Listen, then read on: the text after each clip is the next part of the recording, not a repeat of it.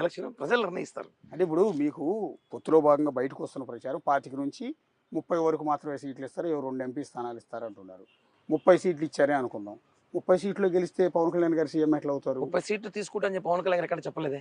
ఉమ్, ఒకటే సోషల్ మీడియాలో కానివ్వండి, వైఎస్ఆర్సీపీ సోషల్ మీడియా, వైఎస్ఆర్సీపీ సంబంధించిన బ్లూ ఛానల్స్లో ప్రచారం చేస్తున్నారు. ఎందుకంటే మమ్మల్ని భయభ్రాంతికి గురి చేయాలి, మాకు తెలుగుదేశం వాళ్ళకి గొడవలు పెట్టాలని చెప్పి ప్రయత్నిస్తున్నారు తప్ప ఎక్కడ కూడా అఫీషియల్గా అనౌన్స్ లేదు. మొన్న నాగేంద్ర మనోహర్ గారు చెప్పారు, 65 స్థానాలు మనం పోటీ చేస్తున్నాము, మన గౌరవమైన స్థానాలు పోటీ చేస్తున్నాం. పవన్ కళ్యాణ్ గారు కూడా ఏదో అన్నట్టున్నారు, 3వ వంతు సీట్లలో పోటీ చేస్తున్నారు. 3వ వంతు సీట్లు 60 సీట్లు మాకు ఈజీగా వస్తుంది. అది కాకుండా మాకు అభ్యర్థులు ఉన్నారు.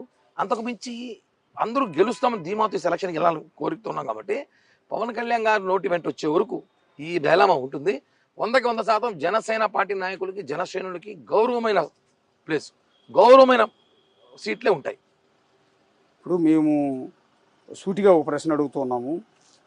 ఒకవేళ మీకు 60 సీట్లు ఇస్తే 60 సీట్లో పోటీ చేయట క్యాండిడేట్లు ఉన్నారా? ఏం మాట్లాడతారు సార్? 125 స్థానాల్లో ఆ రోజు 2019లో పోటీ చేస్తాం మేము.